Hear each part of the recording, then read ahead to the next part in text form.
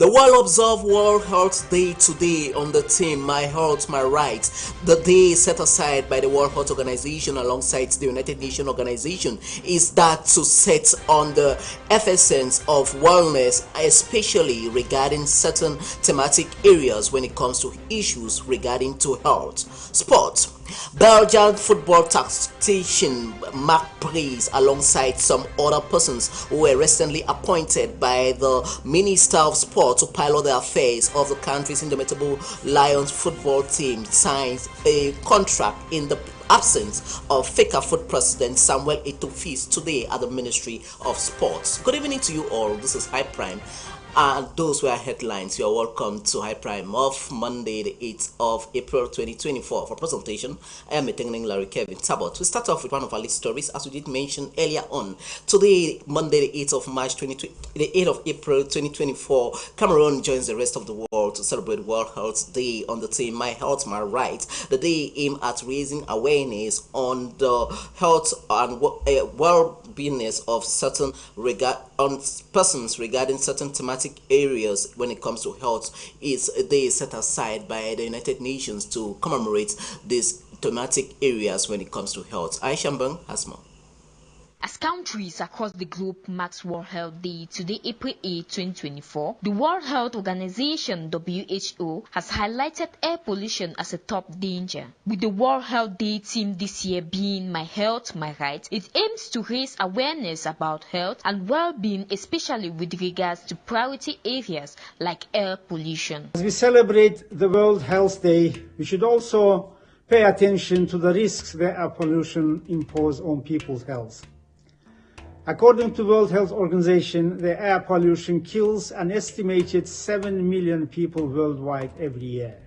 Its consequences for the health include respiratory and infectious diseases such as COVID-19, heart diseases, stroke, and lung cancer. It can also exacerbate other underlying health conditions. Women, children, and the elderly are most vulnerable to the negative effects of pollution. In Kyrgyzstan, air pollution is a firm public health issue, especially in the urban centers, where many people try to move from across their country with a hope for a better life without knowing the risks they get, especially there where urbanization is rapid and unregulated. But at the Dandora dump site on the outskirts of the Kenyan capital Nairobi, toxic fumes from burning waste does not stop people from scavenging there for anything that might be worth selling. Toxic fumes from dump sites are not the only issue. Pollution from heavy traffic in the capital and other major cities is also to be blamed for respiratory problems in Kenya. Experts like Dr. Videlis Duba of the Kenyan Medical Research Institute Center for Respiratory Diseases research argues that government needs to be more involved in achieving good health care for its citizens. People living in these settlements are forced to use low-quality coal, tires, or even textiles as fuel for residential heating. The challenges linked with the air pollution can be best addressed at the local level. Hence, we need to scale up municipal planning that is informed by evidence, raise awareness, and build capacities of local stakeholders, and ensure an inclusive urban development plan effectively protects and promotes the rights of all residents. It is fantastic that the World Health Organization is advocating for access to health, universal access to health. Has identified air pollution as a major driver of ill health. But this requires a lot of regulation and backing from governments. So commitment to invest in health infrastructure, what we call health systems thinking and health systems strengthening, to bring so many resources together to try and create proper access to care for especially poor populations. There is an initiative that is going on to move women from cooking with charcoal and firewood in Kenya to try and use cleaner fuels. Dr. Eunice Omesa, a technical officer at WHO, see pollutants in the environment affect the respiratory system and believes World Health Day is the ideal moment to call for action. But the hope of clean air seems a long way off for the people who rely on pickings from the Dandora dump sites for their survival.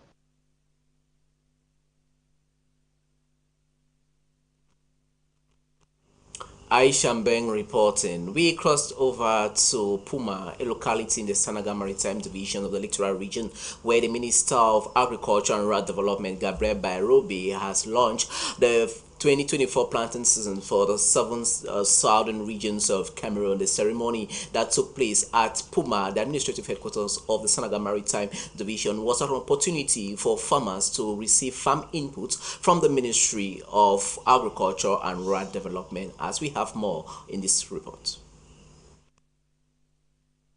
The 2024 farming season for the 7 regions of Cameroon was launched over the weekend in the town of Puma, the administrative headquarters of the Sanaga Maritime Division of the Littoral Region, by the Minister of Agriculture and Rural Development, Gabriel Bairobi. The planting season that is taking place amidst the country's import substitution policy enacted by President Paul Biya in 2021 is one that is giving more preference to producing what that is consumed in Cameroon and vice versa.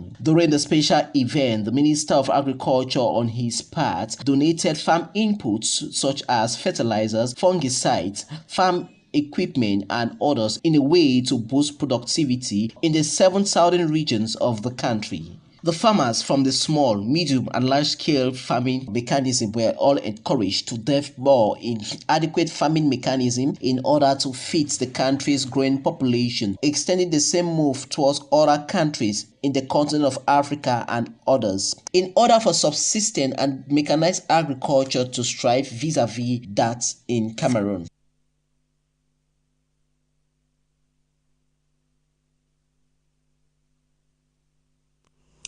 On to something else. Prices of basic commodities locally produced in Cameroon keeps on soaring in the southwest region, as most farmers and locals of the southwest region attribute this price increase of non-farming items as a result of rising costs of agricultural products, which has gone a long way to have a triple-down effect on this inflation that is plaguing the southwest region. Our reporter Alice Lekeliengwekomi spoke to some of the stakeholders who are feeling the brunt in this setting in the southwest region. At first, the sum of 10,000 CFA francs had a lot of meaning and could be used to buy foodstuff and cook a whole family meal twice. Inflationary pressure on food and non-food products have intensified in Cameroon since the start of the Ukraine war. The prices keeps going up and an average Cameroonian is caught in the web, struggling to squeeze water from the rock. The production and cultivation of food products in the southwest and northwest regions of Cameroon is a common activity, as most of the population is made up of farmers. But due to the increase of prices of other products like fuel, oil, gas, farming tools and chemicals, increase of transportation from farm to the markets, the prices of these locally produced commodities are very high. But this oil now is kind of changing due to persistent increase, like there's inflation in the business. There'll be inflation, there'll be deflation, so the thing is just confusing someone or go to the company, like they don't have specific price. Due to transportation fare, it's like difficult, it's very, very difficult, because when they come like that, we need to pay them. Even if there's inflation in the business, we need to still pay them, you get it. And due to this retailer, those who buy in smaller quantity, when they come like that, argument, a lot of argument when they say, oh, how much is 1 liter? At times 1.4, 1.3, 2,000, 1.9. So it's confusing them. Them themselves, they are really tired. The common man is crying, the vulnerable are suffering. It is high time for the powers that be look into the price hike phenomenon in Cameroon.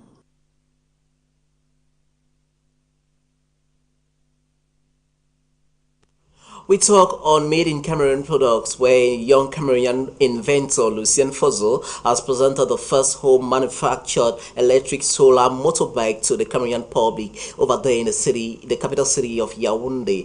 This motorcycle that doesn't use fuel stands as a better chance of addressing the enormous environmental issues plagued by fossil fuel usage in the country. The set motorbike known as Babana 237 stands as a gateway to Cameroon's import substitution export substitution policy. As it is stated, Aishamban, just a small.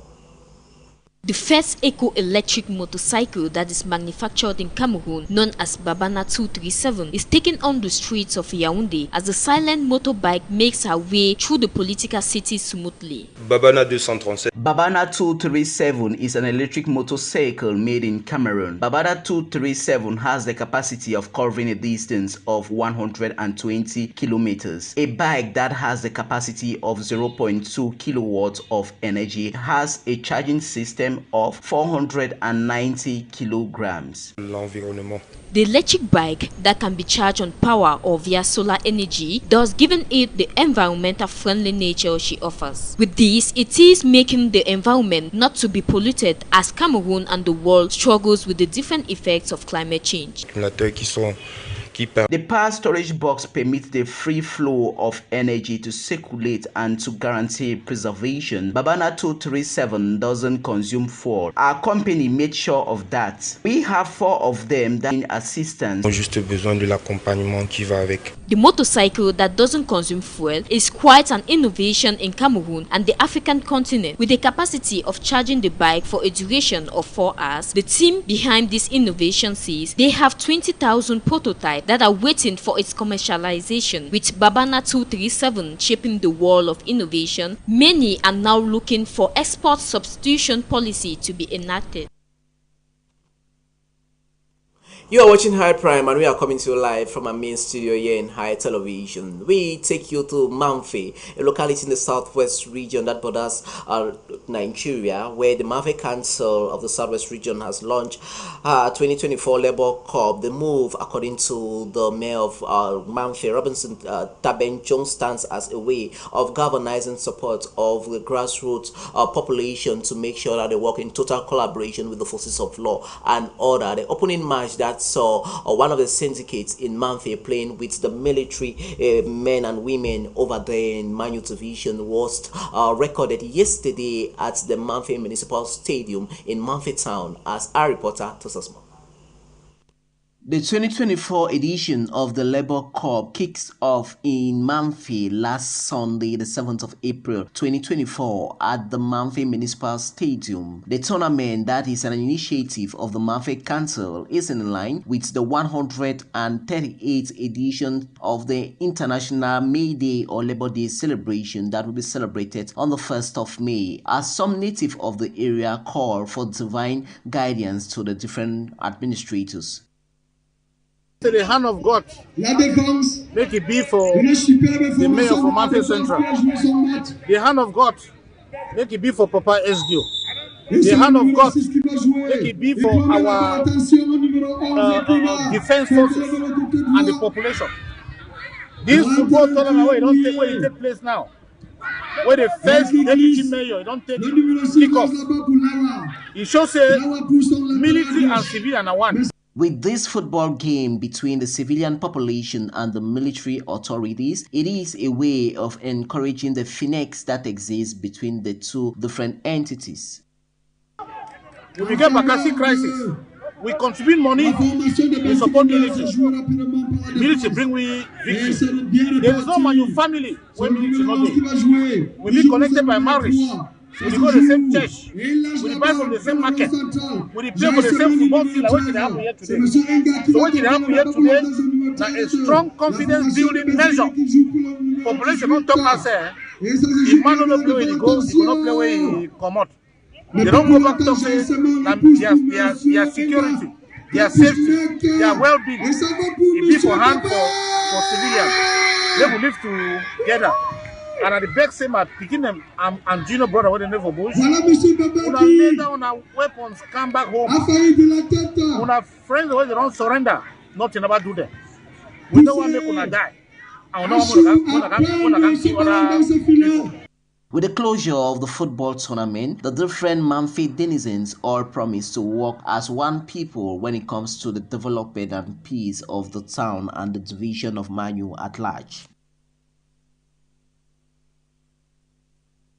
Sports on this newscast. It's now official. The Belgian tactician Mark Bries, alongside some other assistants of his that were appointed by the Minister of Sports and Physical Education, Professor Narcisse Moelle Kombi, to pilot the affairs of the Indomitable Lions squad for 2 years and a half, has been concluded with this signing ceremony that took place at the hemicycle of the Ministry of Sports today in Yaoundé. Though the signing process was conducted void of the presence of the Football Federation President Samuel Eto'o, many pundits across the country believe maybe the good tidings of the Indomitable Lions will be coming forth, as we have details in this sports report.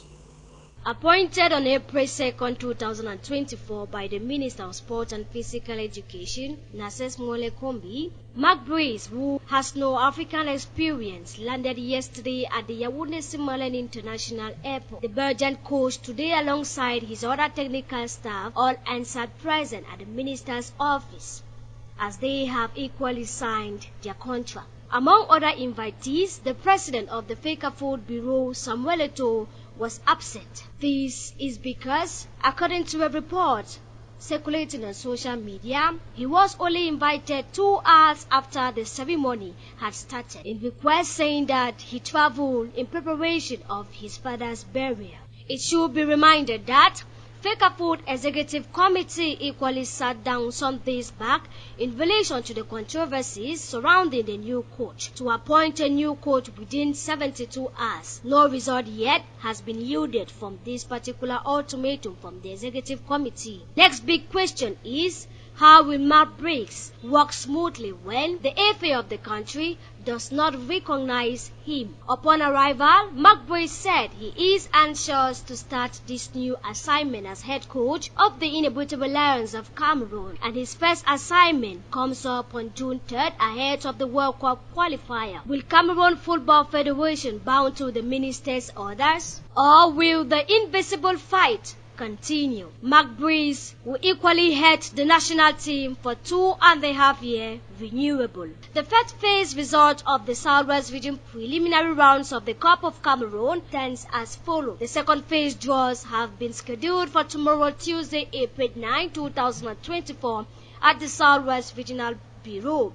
To the 2023-2024 playoffs, PWG of Bamenda fails to defeat her opponents as she